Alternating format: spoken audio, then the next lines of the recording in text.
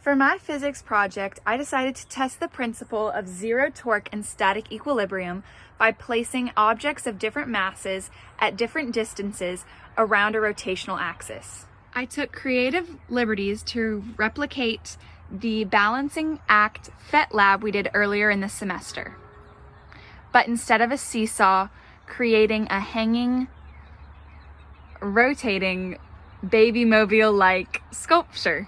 I took clouds of 3 different masses and raindrops of 2 different masses to calculate my unknown mass of the lightning bolt and figure where to place it.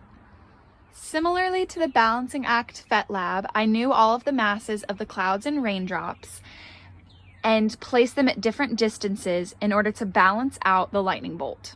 Once they were balanced, I was able to calculate the mass of the lightning bolt as the total torque equals 0. My procedure was as follows. Firstly, I took the masses of all my clouds by putting cotton balls around a styrofoam bowl. Secondly, I beaded some string to represent raindrops in the weather motif. Then finally constructed my lightning bolt, which would be my only unknown.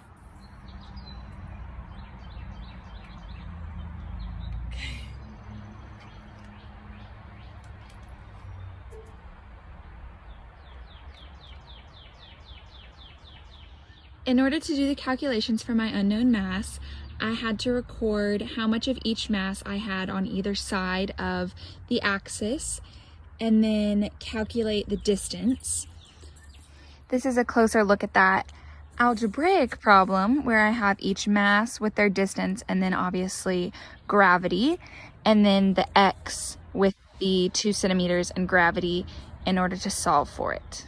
This shows how I got to the conclusion of 3 grams due to the torque equation, where mass times distance times gravity will give you the torque.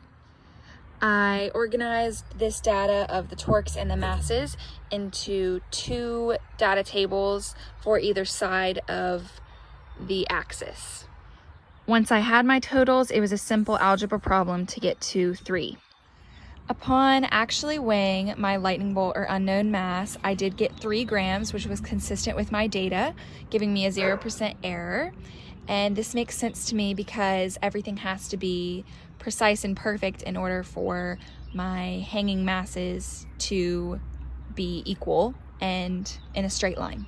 Obviously, it hangs in a straight line, and so I know that all of my masses and positions have to eventually equal 0. At first, when I tried this, I attempted to balance it all before doing any type of calculations, and then try doing calculations second, and that posed quite a issue for me and made it time-consuming and difficult.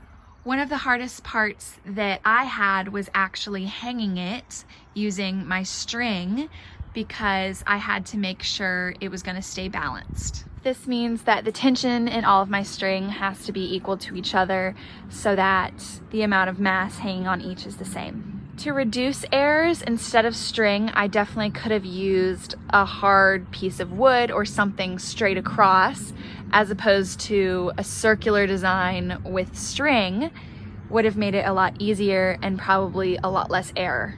Being constrained to household materials, though, that wasn't a possibility for me. I have a very nutritional mother in household, so we have things that can weigh in grams and really small weights, so that made it easy for me to get accurate measurements. If I didn't have that, though, it would have been a lot more difficult to get the mass of such light objects. I was surprised at how light the lightning bolt actually was, but it makes sense that it is styrofoam with the added beads.